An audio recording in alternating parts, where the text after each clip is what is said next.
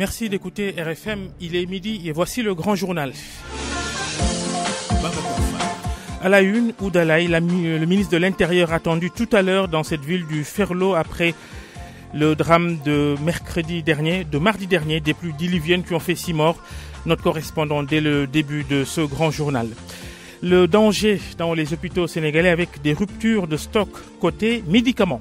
La lourdeur des procédures de l'ARMP indexée, l'autorité de régulation des marchés publics s'explique. C'est notre dossier ce midi. Une nouvelle centrale électrique solaire pour le réseau Sénélec. Elle se trouve à Sinthiou-Méré dans la région de Thiès. Inauguration à l'instant par le président de la République. À suivre le journal international de Sorna Natambaye. Projet de révision constitutionnelle au Mali. Après ceux qui dénoncent le texte, les partisans du oui sont descendus dans la rue à Bamako pour donner leurs arguments. Ils estiment que des points de la Constitution de 1992 sont devenus désuets. Au Maroc, les personnes arrêtées lors des événements d'Al-Hoceima n'ont jamais été torturées. C'est une révélation du Conseil marocain des droits de l'homme. La structure déclare avoir mené des enquêtes auprès des concernés. Et le journal des sports de Cheikh Tidiane Diagne. Un seul titre, Babacar. Tambacounda prête à accueillir le Sénégal. Près de 70 lutteurs issus de toutes les régions débarquent à compter de cet après-midi. Objectif principal, remporter le drapeau du chef de l'État dont le début est prévu à compter de ce vendredi. Et puis à la fin de ce grand journal, notre page consacrée au salon de l'immobilier qui s'est ouvert ce matin à Dakar. Bienvenue.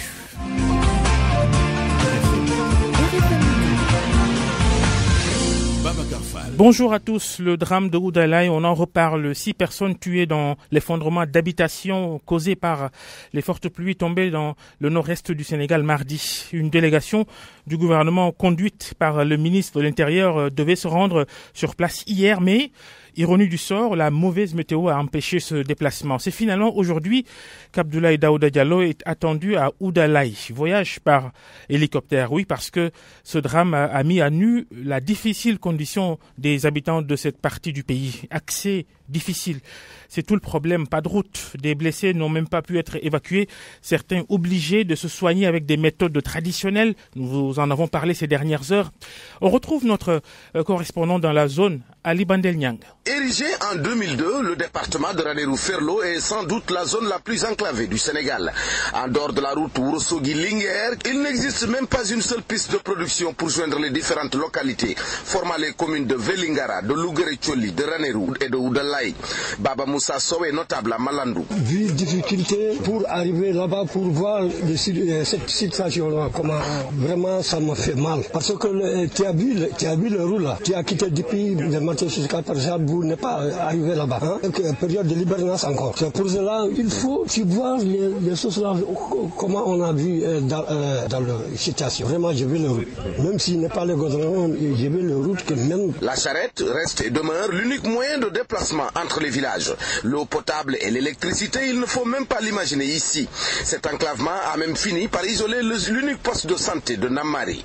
Abou Rabiba est le président de l'unité pastorale de Malandou. Malgré la richesse de cette zone qui est habitée par des éleveurs et des agriculteurs, l'enclavement fait que l'activité économique ne se développe pas. Au-delà même de l'activité économique, ici, le droit de vivre n'existe vraiment pas. Nous sommes sérieusement enclavés, nous sommes fatigués. Pendant l'hivernage, vous l'avez vu, déconseillé de se déplacer pendant l'hivernage. Nous vivons 3 mois de pénitence, c'est 3 mois de calvaire.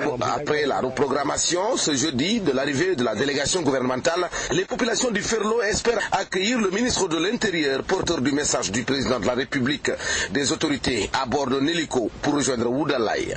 Matam, Ali Bandelian, RFM. Les dégâts causés par les fortes pluies de cette semaine, c'est aussi dans les régions centres comme Kaolack ou Kaffrine. Pluie plus vent fort, des installations électriques endommagées. et coupure de courant. Ibrahim Adjami. Plusieurs installations de la Sénélec au niveau des régions de Kaolack et de Kaffrine sont endommagées par les fortes pluies et les vents qui se sont abattus dans la zone ces derniers jours. Du coup, plusieurs communes telles que la commune de Nganda sont restées plusieurs heures sans électricité. Au niveau de Kaolack également, quelques micro-coupures ont été enregistrées hier et dans le département de Nioro, idem. Joint par téléphone, le délégué régional de la Sénélec a confirmé qu'effectivement qu'ils ont eu quelques difficultés liées à des pannes de machines, des poteaux qui se sont retrouvés par terre temporaire à cause du vent et de la pluie. Mais Ousmane Niang a tenu à rassurer qu'ils suivent de très près la situation. Ce sont des phénomènes qui arrivent en période d'hivernage, mais ces équipes, dit-il, sont sur le terrain en permanence pour apporter des solutions à chaque fois que de besoin. Ibrahim Djamé Kaoulak, Radio Futur Média. Merci d'écouter le grand journal sur RFM. La suite, les ruptures dans l'approvisionnement en médicaments et autres matériels médicaux, c'est devenu fréquent. Le secteur de la santé indexe le code des marchés, la lourdeur des procédures et les répercussions dans le fonctionnement des hôpitaux et autres centres de santé. Les malades, ils peuvent plus supporter.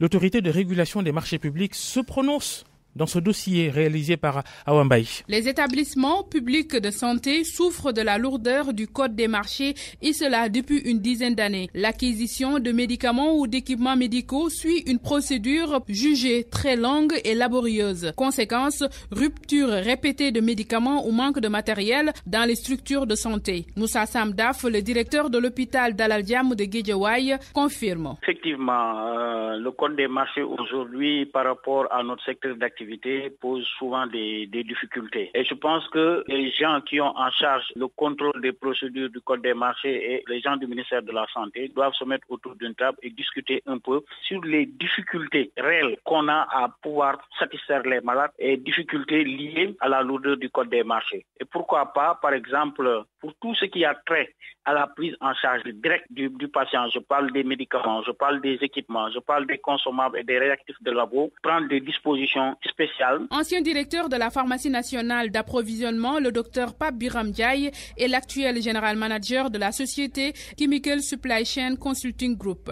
Il a vécu de plein fouet l'application du nouveau code des marchés de 2007. Selon lui, le médicament doit bénéficier aujourd'hui d'un régime spécial dans la passation des marchés. Le médicament est un produit particulier qui, du point de vue de l'acquisition, ne peut pas se faire de la même manière que les produits de consommation courante. Donc le médicament est un produit spécifique et qui doit quand même trouver un registre spécial, à mon avis. Cela pourrait permettre en tout cas d'alléger plus ou moins et de permettre en tout cas d'avoir une acquisition beaucoup plus facile et beaucoup plus simple. L'autorité de régulation des marchés publics rappelle que la dernière réforme du code des marchés date de 2014 et celle-ci avait pour objectif d'assouplir pour les établissements de santé les procédures d'acquisition de tout besoin. Ousseynou Cissé, coordinateur de la cellule d'enquête et d'instruction des recours au niveau de l'ARMP. Pour ce qui concerne par exemple le secteur de la santé, il y a une liste de médicaments et produits essentiels utilisés en médecine d'urgence. Donc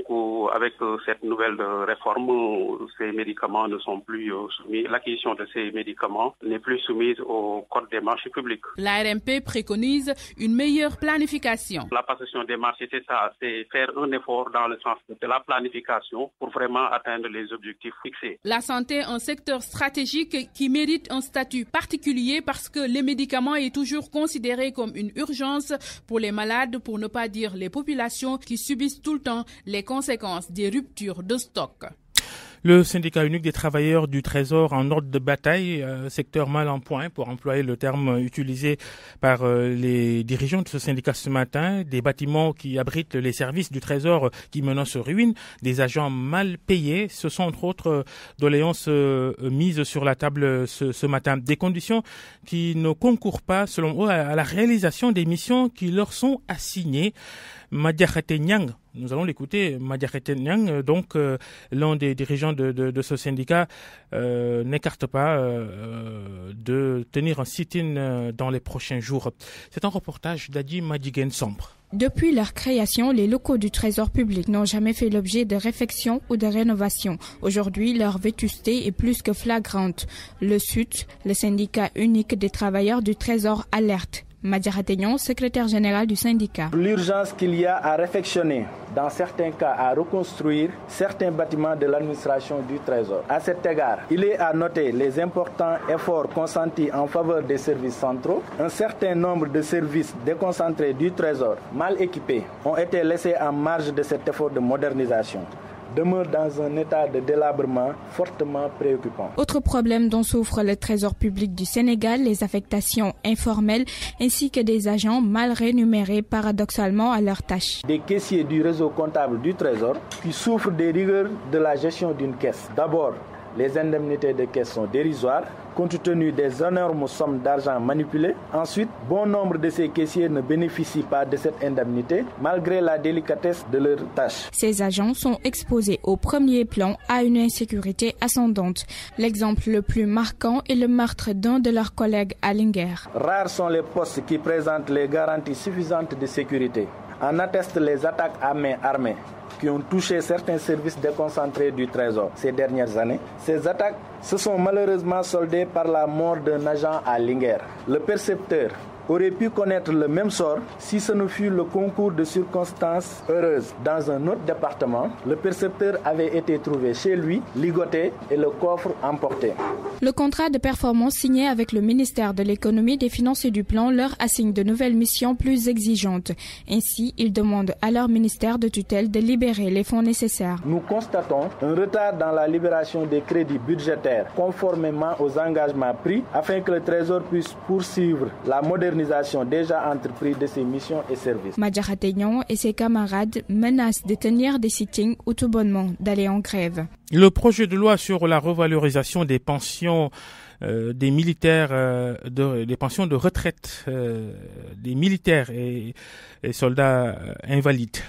Ça a été adopté hier en Conseil des ministres. L'ANAMIS, l'Association nationale des militaires et invalides du Sénégal, salue cette mesure. Elle estime que cela va améliorer les conditions de vie des militaires retraités ou invalides. Le président de cette association, Issa Gueye, s'entretient avec Elhadj Ndiogou. C'est des mesures très salutaires que le gouvernement, le chef de l'État vient de prendre, donc qui est l'aboutissement aussi d'un plaidoyer qu'on avait mis sur depuis 2005 et éventuellement repris en 2015 par le gouvernement, en l'occurrence le Premier ministre, qui nous avait conviés dans des commissions et on avait travaillé.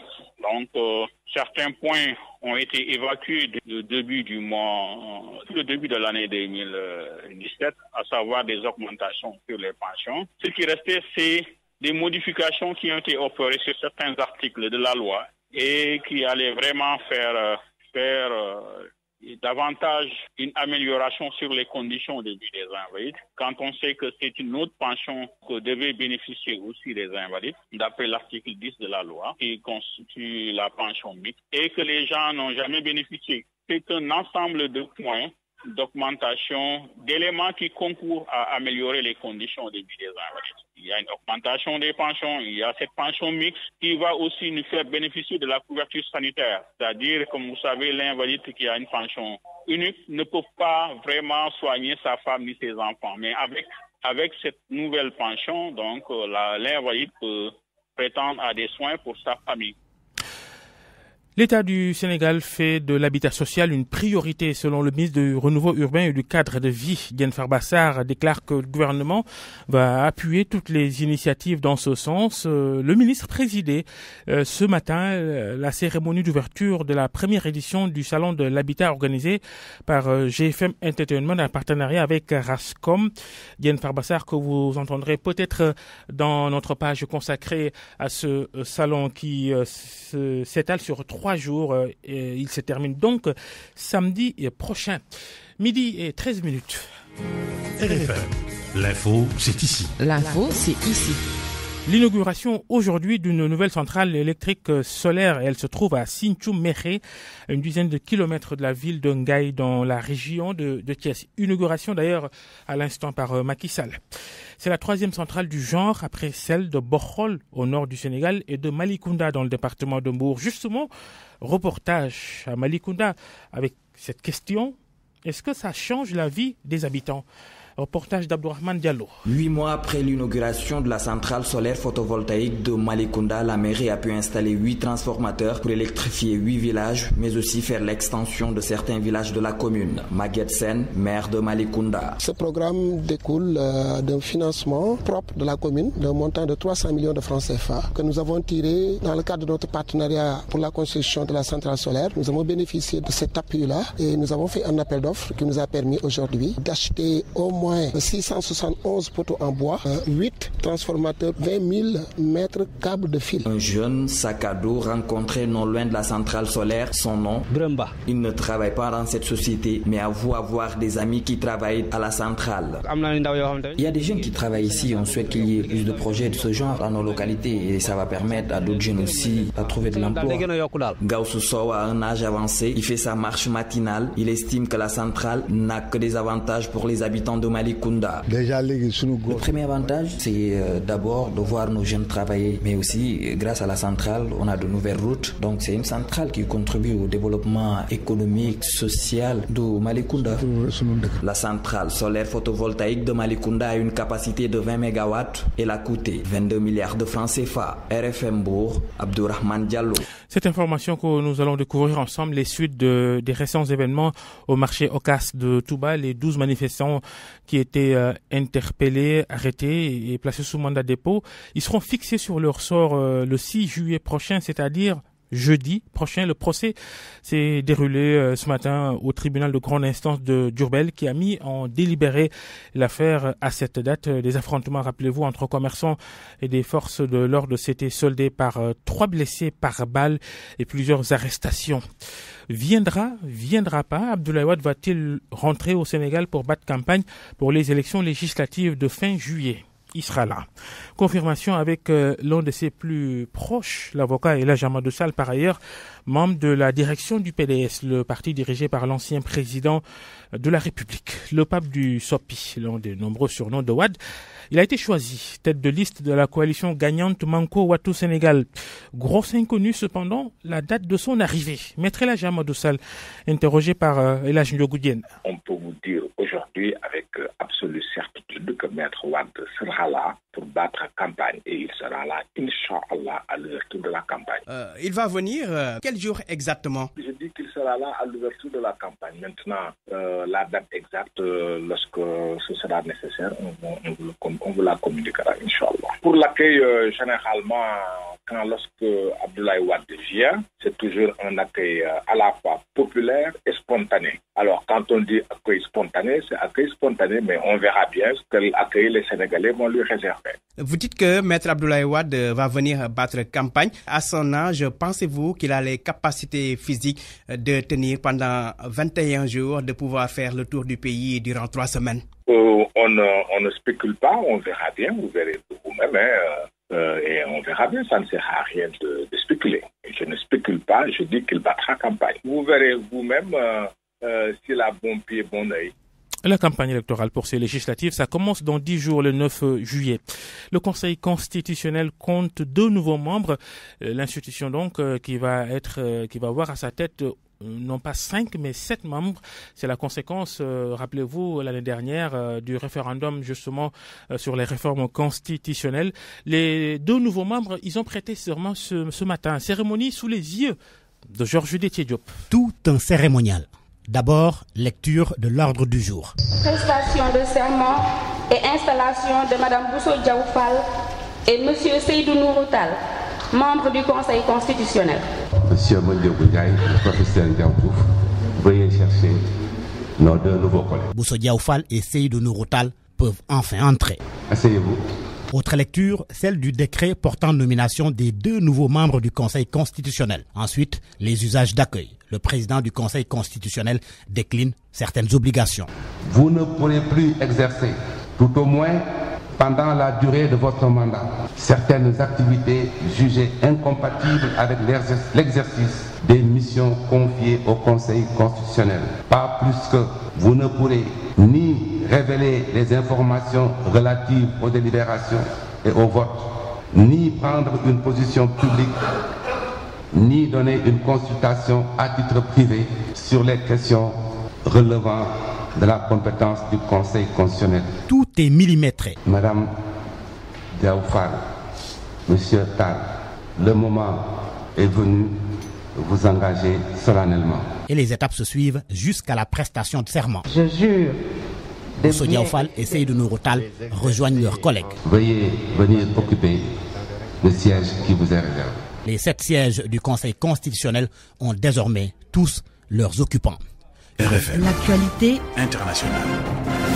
L'actu inter, Sorno Natambaye, bonjour. Bonjour Babacar. D'abord, le Mali, les défenseurs du projet de révision constitutionnelle ont manifesté à Bamako. Il y a quelques jours, c'était ceux qui dénonçaient le texte qui se faisait entendre. Cette fois-ci, les partisans du oui ont voulu lancer un message à l'endroit du président. Selon eux, la constitution de 1992 nécessite quelques changements. Maïmouna Mbakessey. Plus de 6000 personnes ont manifesté hier pour la révision de la constitution. Le projet est proposé par le président Ibrahim Boubacar Keïta. Une vingtaine d'associations de jeunes ont convoqué les partisans du oui au référendum au Palais des Sports. Nous sommes venus pour montrer que nous aimons notre pays, le Mali, a déclaré à la presse Issoumahila Diallo, président de la plateforme pour le oui. La révision de la Constitution vise à mettre en œuvre des engagements de l'accord de paix signé entre le gouvernement, les groupes armés pro-Bamako et l'ex-rébellion à dominante Touareg du nord du pays. Elle prévoit aussi la création d'un Sénat et d'une Cour des comptes. La Constitution de 1992 mérite un toilettage parce que le Mali évolue et les partisans du non doivent revoir leur position selon un des membres de la plateforme. Les partisans du non sont composés de l'opposition et des organisations de la société civile. À leur avis, ce nouveau texte confère trop de pouvoir au chef de l'État. Rappelons que plusieurs élections ont été reportées au Mali, cela à cause des attaques terroristes. Après le Mali, la République démocratique du Congo, l'opposant Moïse Katumbi sommet de rentrer au pays. Rentrer et répondre à la convocation de la justice. Le candidat à la présidentielle avait été autorisé à quitter la RDC fin mai 2016 pour des raisons médicales. Moïse Katumbi est accusé par l'État d'atteinte à la sûreté intérieure comme extérieure de l'État et recrutement présumé de mercenaires étrangers. Le parquet a décidé d'annuler sa permission de séjourner à l'étranger parce qu'il n'aurait pas respecté le devoir de réserve qui lui était imposé. L'un des avocats n'est pas contre l'injonction mais demande aux autorités d'assurer les conditions de sécurité de son client, mais aussi que l'instruction se passe de façon équitable. Au Rwanda, la banque BNP Paribas dans le viseur de la justice selon RFI, l'association anticorruption Sherpa, le collectif des partis civils pour le Rwanda et Ibuka France ont annoncé une plainte contre le groupe français pour complicité de génocide, de crimes de guerre et de crimes contre l'humanité. Ces partis accusent la banque d'avoir permis le financement de l'achat de 80 tonnes d'armes ayant servi à la perpétration du génocide. Joint par l'AFP, des responsables déclarent ne pas disposer d'éléments suffisants sur cette plainte pour la commenter. La suite de ce journal international, le Maroc, le Conseil marocain des droits de l'homme qui publie un rapport sur les manifestations de Al-Hoceima. Et contrairement à ce qui a été dit, les personnes arrêtées suite à ces incidents n'ont pas été victimes de torture. D'après le CNDH, l'enquête menée auprès de plusieurs personnes impliquées dans cette affaire a été supervisée par 2 médecins légistes marocains. Rabat, la correspondance de Khadim Baye. Le verdict du Conseil marocain des droits de l'homme, CNDH, vient de tomber. Les allégations de torture émises par certains détenus incarcérés suite aux événements de l'Hoceima marqués par l'arrestation de Nasser Zafzavi, fils de la province et meneur des manifestations, sont fausses selon le CNDH. Le Conseil des droits de l'homme marocain se base sur des enquêtes et expertises médicales et une série de rencontres donc diligentées auprès de 19 détenus à la prison au Kacha de Casablanca et autres 16 détenus à l'Hoceima. L'expertise s'est déroulée le week-end dernier sous la supervision de 2 médecins légistes. Toutes les personnes ayant affirmé avoir été torturées ont été auscultées. Aucun détenu n'a été torturé selon le rapport du CNDH. Il faut dire que les autorités marocaines ont pris cette affaire très au sérieux. D'ailleurs, d'autres allégations véhiculées la semaine dernière sur le net font aujourd'hui l'objet d'une enquête ouverte par la police du royaume chérifien. En ce qui concerne la province d'Al-Hoceima et les revendications des manifestants, le roi Mohamed VI a ressommé le premier ministre Al-Othmani d'accélérer la cadence du programme Al-Hoceima Manarat Al-Mutawassit. En d'autres termes, Al-Hoceima, le phare de la Méditerranée, c'est un chantier de plus de 400 milliards de francs CFA lancé en 2015. Khadim Baye, Rabat, Radio Futur Média. Aux États-Unis, le décret de Trump sur l'immigration entre en vigueur en partie ce 29 juin. Une application après plusieurs mois de polémique. Suivant l'avis de la Cour suprême, les ressortissants de 6 pays musulmans, la Syrie, l'Iran, le Yémen, le Soudan, la Libye et la Somalie ne pourront obtenir un visa pour les États-Unis que s'ils prouvent leurs liens familiaux de bonne foi dans le pays. L'association musulmane CARE parle d'un texte elliptique qui peut donner lieu à interprétation aux frontières américaines. Sorna Natambay, merci, midi 24. RFM Sport. Le journal des sports, Cher Tidiane Diagne, bonjour Cher. Bonjour à vous Babacar. Le tournoi de lutte appelé drapeau du chef de l'État, tournoi annuel Tambacounda, la ville de l'Est du Sénégal qui va accueillir l'événement cette année. C'est à compter de ce vendredi. Le CNG, la structure en charge de la lutte, est à pied d'œuvre dans la capitale du Sénégal oriental. Près de 70 lutteurs sont attendus selon le vice-président en charge de la communication au CNG de lutte. Il s'appelle Tchernoka, que nous avons joint ce téléphone à Tambacounda ce matin. Ce qui reste à faire, c'est peut-être les installations techniques et matérielles. Les voix que vous entendez dernièrement, c'est une petite séance de travail avec le CRG. Les tribunes de montable ont été déjà installées. Les délégations arrivent ce soir. Donc, pour que demain matin, on puisse organiser la pesée et la visite médicale des lutteurs pour commencer la compétition à partir de 18h. Donc, pour le moment, ça va. En principe, il y en aura 70.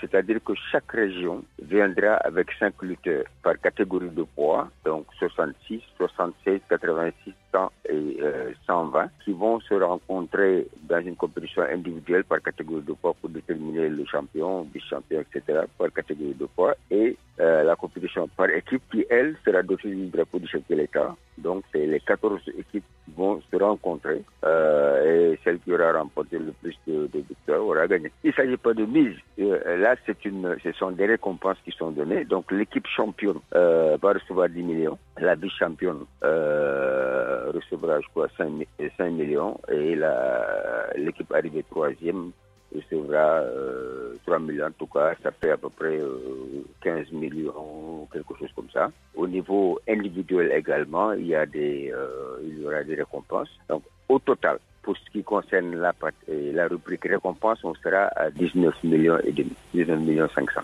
Tchernoka, le porte-parole du comité national de gestion de la lutte. On enchaîne avec le football, avec le début ce soir des huitièmes de finale de la Coupe du Sénégal. 3 matchs sont au programme. Diambar accueille AS Saloum, c'est à partir de 16h au stade Fodewad, une sportive de Rai AS Pikine au stade Maniang Soumaré de Thiès. En seconde heure, c'est Tiosan de Khombol qui fait face à l'équipe de Tenguet FC. C'est à compter de 18h, la suite des huitièmes de finale de la Coupe du Sénégal, demain vendredi et samedi, avec entre autres rencontres le choc devant opposer deux clubs de Ligue 1 Stade Caroline Faye de Mbo. C'est celle-là qui doit se jouer entre l'équipe, c'est celui-là plutôt, ce choc donc qui va se jouer entre Mbour Petite Côte et AS Douane. Il faut aussi attendre d'autres rencontres prévues à compter de samedi pour clôturer donc ces rencontres de huitième de finale de la Coupe du Sénégal, Babacar. Et puis le rugby avec la Gold Cup Africa, le Sénégal qui joue son deuxième match samedi à Dakar contre l'Ouganda. Oui, ce sera donc au stade Ibamar Diop à partir de 16h depuis ce matin. Donc la structure en charge de cette discipline, la Fédération de rugby, est en conférence de presse au menu donc cette rencontre devant opposer le Sénégal à l'Ouganda. Notez que le sélectionneur aussi et les capitaines des deux équipes seront présents à cette conférence de presse. Nous y reviendrons très prochainement avec notre reporter dépêché sur les lieux, Sodakam. C'est bien fini, Babacar, c'est le page de sport. Merci beaucoup, cher Tidiane Diagne. Merci à vous. RFM, la chronique du jour. La chronique d'Abdoulaye Ndiaye, comme tous les jeudis, et ces embouteillages notés à Dakar il y a quelques jours à la veille de la fête de la Korité, il y a problème. Voilà en effet une chronique qui pourrait ressembler à une piqûre de rappel. Il y a quelque temps de cela, nous partions d'une réflexion sur la trop forte concentration d'automobiles dans notre capitale. Ce qui, entre autres facteurs, contribue au réchauffement climatique de notre environnement pour une ville classée parmi les plus polluées du fait d'émissions de gaz de pots d'échappement. Et les derniers jours qui ont précédé la Korité nous ont replongé dans cette réalité. Bouchons et embouteillages ont permis de mesurer la difficulté pour se déplacer dans Dakar. Une bande de terre de pas plus de 118 km² tout au long, devenue un petit territoire où se bousculent plus de 40% de la population de notre pays avec plus de 70% des véhicules de tout type qui y sont immatriculés et mis en service. Si l'effort sur le réseau routier n'a pas manqué, il est annihilé par un mouvement massif de déplacement difficile à gérer aux heures de pointe. C'est comme qui dirait le retour à une situation antérieure qui pourrait difficilement trouver solution au vu du nombre d'immatriculations en augmentation constante. Et nous pouvons ajouter à cela l'absence de feux tricolores à certains grands carrefours, les hippomobiles en infraction permanente qui ralentissent la circulation, le stationnement anarchique de certains taxis ou particuliers et les pannes sur la voie des véhicules vétustes. Ce tableau peu reluisant traduit le quotidien de notre vie urbaine. Et l'on entend dire qu'il existe des plans et programmes soucieux de l'amélioration de la circulation. Alors, on attend de percevoir leur efficacité face à ce qui ressemble à un dérèglement de la mobilité dans l'agglomération de Dakar. Et pour preuve, des artères principales aux routes secondaires jusque dans les quartiers populaires, le spectacle automobile s'apparente parfois à un chaos indescriptible accentué par l'indiscipline des usagers. Aujourd'hui, il y a urgence pour les pouvoirs publics d'envisager de nouvelles solutions. Elles pourraient passer par une réduction de la fonction administrative et commerçante de Dakar et le redéploiement dans de nouvelles zones d'industrie et autres structures de services. La chronique d'Abdoulaye Ndiaye, merci. À la semaine prochaine.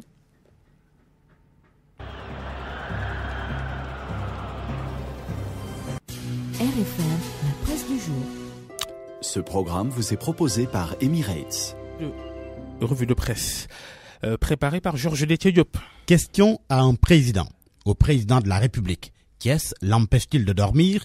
Une chose pour le moins sûre, Macky Sall tient à la cité du rail. En atteste la rencontre qu'il a eue avec les responsables de l'APR Thiès et les mouvements de soutien. Une rencontre de 5 heures relayée par l'Observateur. C'était au Palais. L'As parle d'une audience nocturne et relève que Macky dresse ses troupes contre Idi. L'Obstempère et indique que Macky dope ses troupes de Thiès. Il leur a confié que ses réalisations suffisent comme slogan de campagne pour les législatives à Thiès. Il leur a aussi demandé d'arrêter le tapage avec leur caravane et de privilégier les visites de proximité. Et le quotidien LAS renseigne que le président Macky Sall est monté au créneau pour dresser ses troupes contre Idrissa Seck, même s'il ne l'a pas nommément cité. Mon confrère, qui a par ailleurs noté que l'audience a failli créer d'autres frustrations, mais Macky Sall a pu désamorcer la bombe. Mais pour l'Obs, l'audience avec le chef de l'État a fait des frustrés. Macky Sall doit en tous les cas garder ses arrières. Et pour cause, son prédécesseur et opposant est attendu à Dakar le 5 juillet prochain.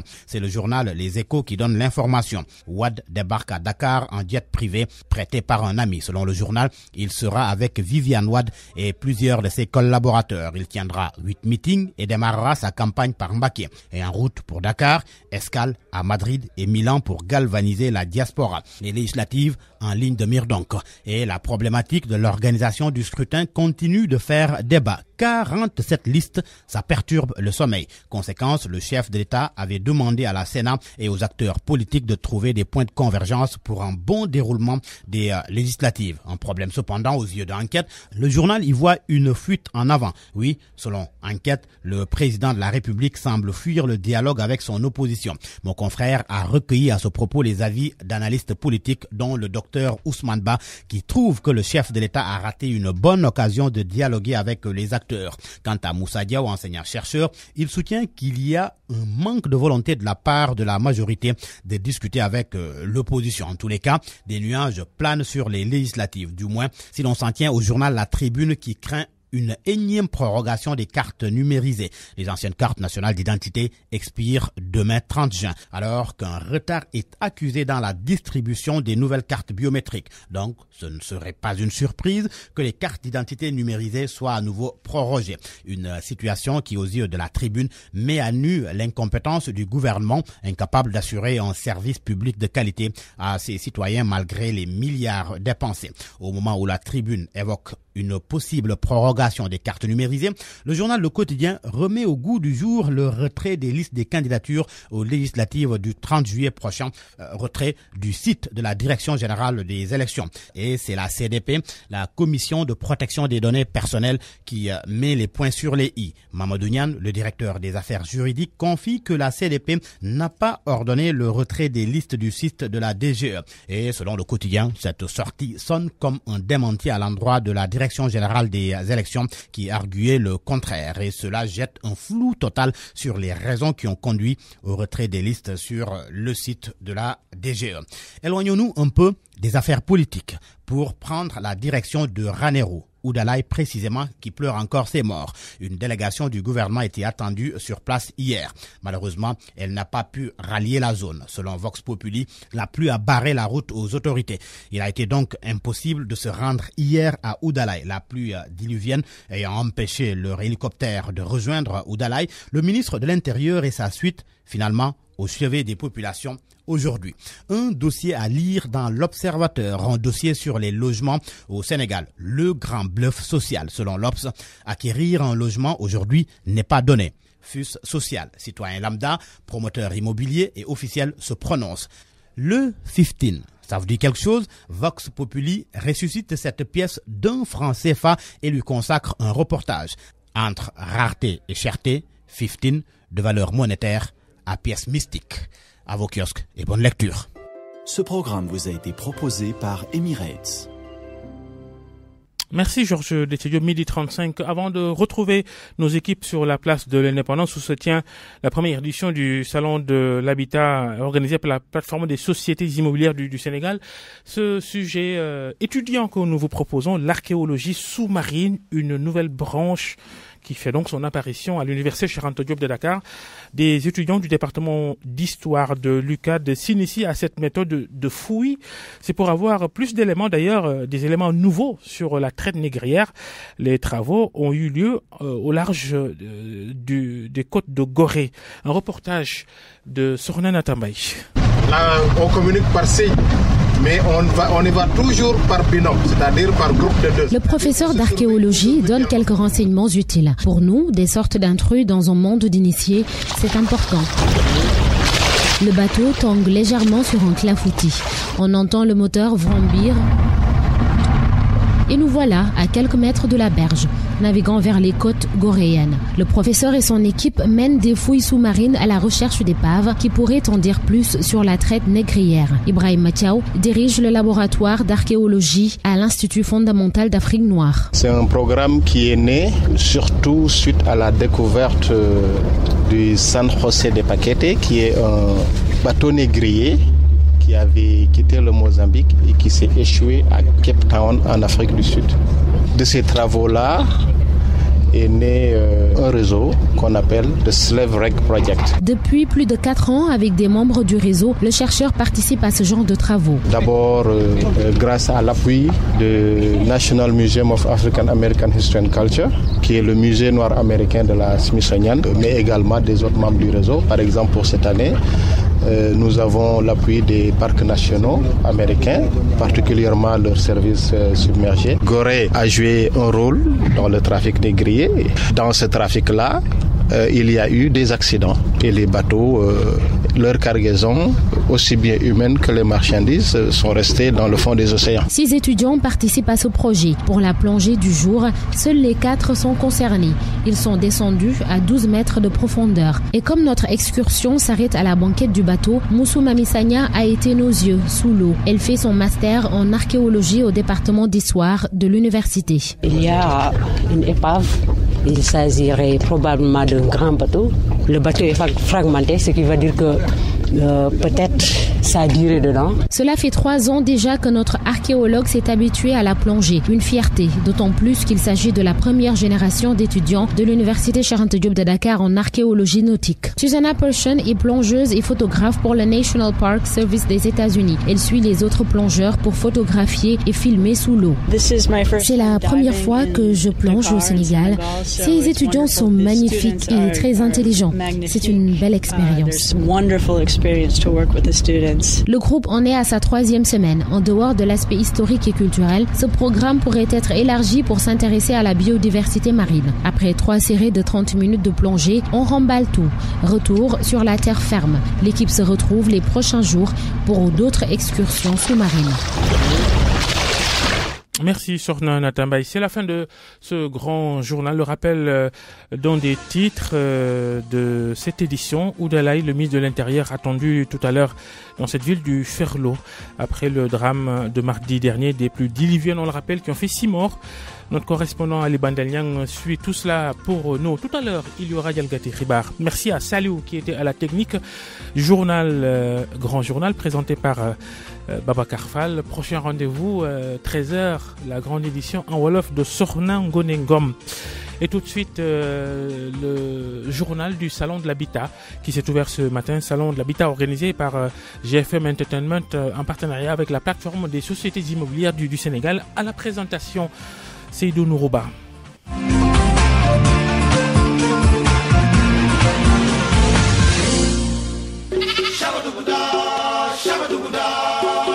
GFM Entertainment innove et vous présente la première édition du Salon de la plateforme des sociétés immobilières du Sénégal. Bienvenue au journal du Salon de la plateforme des sociétés immobilières du Sénégal.